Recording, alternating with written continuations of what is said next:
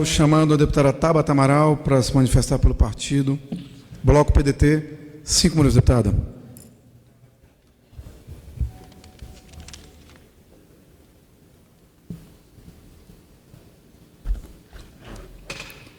Boa tarde a todos e a todas, colegas. Essa é minha primeira legislatura, então me parece apropriado uma breve apresentação. Meu nome é Tabata Amaral, fui eleita pelo PDT em São Paulo porque 264.450 pessoas acreditaram que a política também era para a gente, para as mulheres, para os jovens, para os periféricos, para aqueles que nunca tinham tido nenhum contato com esse parlamento. É muita responsabilidade ser eleita com 25 anos, mas também é uma grande oportunidade de, pela primeira vez, poder realmente atuar sobre aquelas pautas que tanto me incomodaram e que tanto me movem. Eu venho da periferia de São Paulo. Com muito orgulho, sou filha de cobrador de ônibus, sou filha de bordadeira e diarista.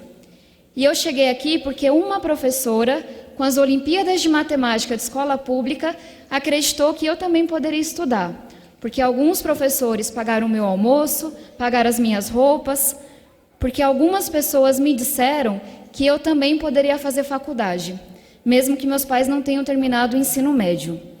E eu estou aqui porque, com a ajuda de todas essas pessoas que foram me ensinando que eu também poderia sonhar, eu pude chegar em Harvard, nos Estados Unidos, com uma bolsa e estudar ciência política e astrofísica, coisa que meus pais nem tinham ouvido falar.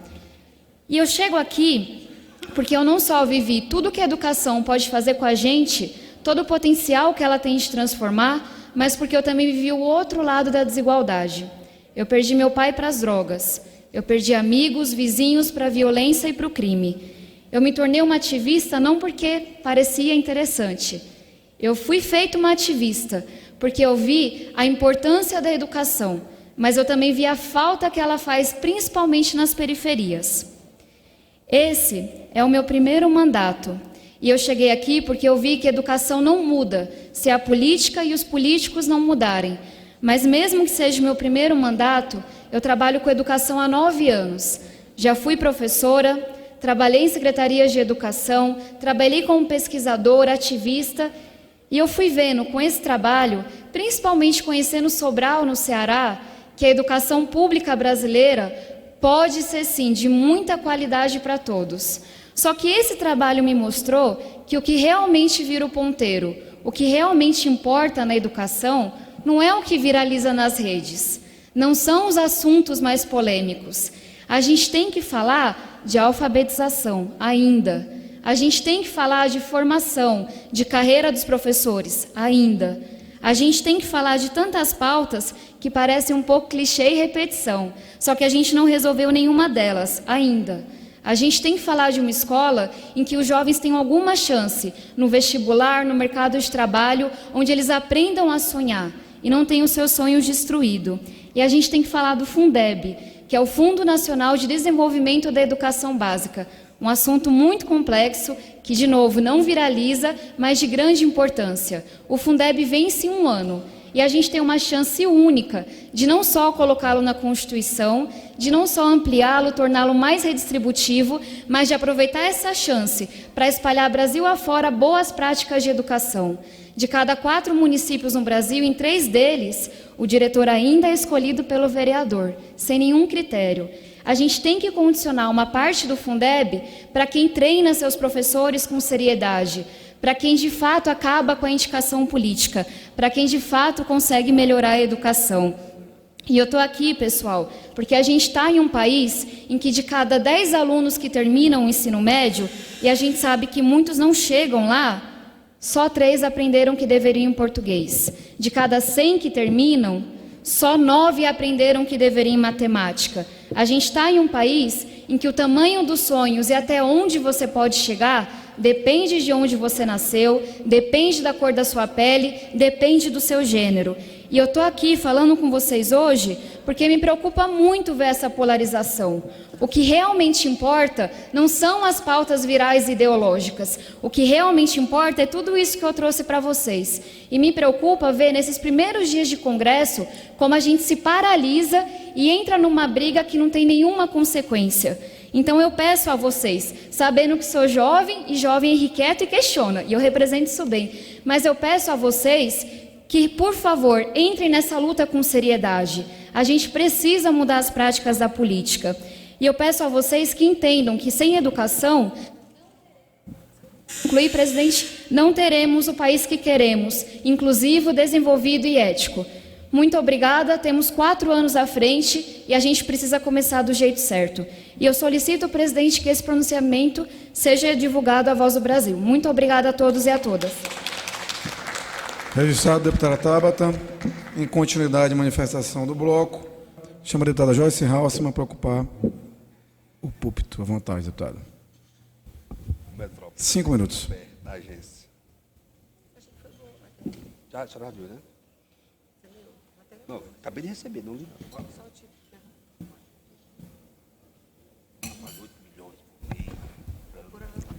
Senhor presidente, senhores deputados, eu vi há pouco aqui um discurso, né, de uma colega tratando de educação, né, falando um pouquinho aí sobre educação.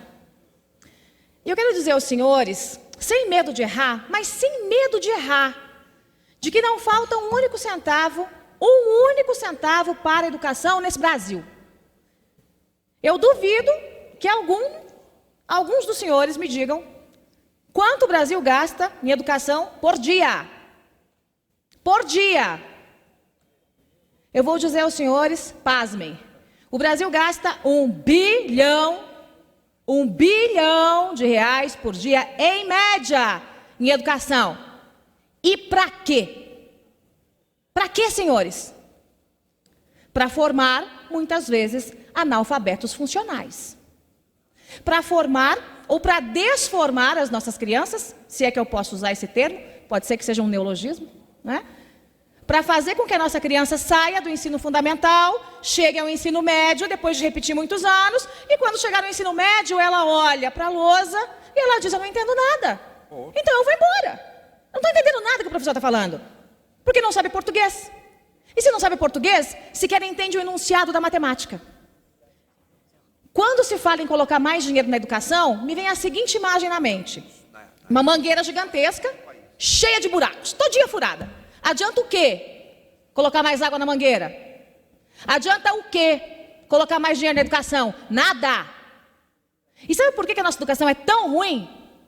Porque os nossos professores, lamentavelmente, hoje, não sabem ensinar. Porque não foram ensinados a ensinar. Eles passaram por um processo ideológico e repetem aquilo que aprenderam. Pronto. Não ensinam. Nós temos que reformar a educação? Sim, nós temos. Precisa de mais dinheiro? Não, nenhum centavo. Precisa aplicar esse quase 1 bilhão de reais por dia, muito bem aplicado em educação. E ensinar o básico. Eu tive com o ministro Ricardo Vélez, tive com ele na semana passada, né? Inclusive me comprometi a encampar com ele esse projeto da nova educação moral e cívica no país, para que nós possamos respeitar os nossos símbolos, cantar o nosso hino, entender o nosso hino, saber quais são os símbolos da nossa bandeira. E ele ficou feliz da vida. Eu falei, ministro, quero prazo. Conseguimos fazer em 20 dias? Ele falou, calma, Joyce, você é muito acelerada. Vamos colocar uns 2 meses aí para passar pelas equipes técnicas. Nós precisamos dar um ensino fundamental de qualidade para as nossas crianças, para que elas cheguem ao ensino médio, entendam o que devem aprender. Nós precisamos investir, e esse é um compromisso do ministro, investir no ensino técnico para esses adolescentes, para que ele tenha uma possibilidade, uma oportunidade de gerar seu próprio sustento, de gerar renda. Para onde vai o menino e a menina? Muitas vezes pobre, da favela, que saiu, fugiu da escola, abandonou tudo no ensino médio, que não tem oportunidade de emprego, que não tem nenhuma qualificação técnica, que não entende o que lê e escreve, é um alvo fácil para as aves de rapina do tráfico. Esses jovens são entregues ao tráfico de drogas muitas vezes e a outros tipos muitas vezes de crimes, pequenos furtos, porque houve negligência no processo educacional. A gente vai continuar deixando as nossas crianças e adolescentes passarem por isso? O que divide, minha gente, o Brasil-Somália com o Brasil que pode ser a Suécia é a educação. Aquele Rio de Janeiro, lindo, maravilhoso, que de um lado tem a Zona Sul, São Conrado, isso e aquilo, e do outro tem a favela. O que separa aquela gente, aqueles jovens, é a educação. E a gente vai continuar rasgando bilhão até quando? A gente vai continuar condenando os nossos jovens à morte intelectual, financeira. Até quando?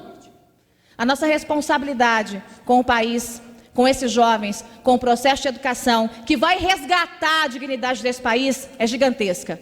E esse é um compromisso que vocês podem ter certeza que eu vou encampar, que o ministro Vélez vai encampar e que esse governo vai encampar. Muito obrigada, presidente. Obrigado, deputado Joyce Halsemann.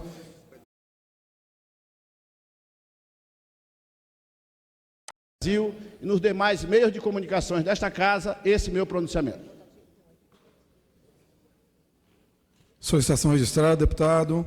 Chama a deputada Joyce Halsemann para ocupar o púlpito. À vontade, deputada. 5 minutos. Da agência. Já, a senhora viu, né? Não, acabei de receber, não li não.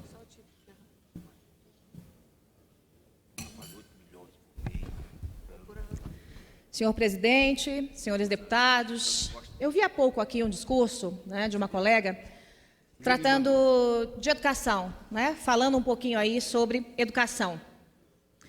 E eu quero dizer aos senhores, sem medo de errar, mas sem medo de errar, de que não falta um único centavo para a educação nesse Brasil. Eu duvido que alguns dos senhores me digam quanto o Brasil gasta em educação por dia. Por dia. Eu vou dizer aos senhores, pasmem, o Brasil gasta 1 bilhão de reais por dia, em média, em educação. E para quê? Para quê, senhores? Para formar, muitas vezes, analfabetos funcionais. Para formar ou para desformar as nossas crianças, se é que eu posso usar esse termo, pode ser que seja um neologismo, né?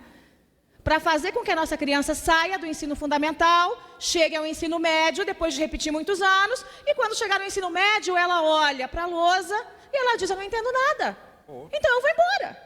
Eu não estou entendendo nada que o professor está falando, porque não sabe português. E se não sabe português, sequer entende o enunciado da matemática.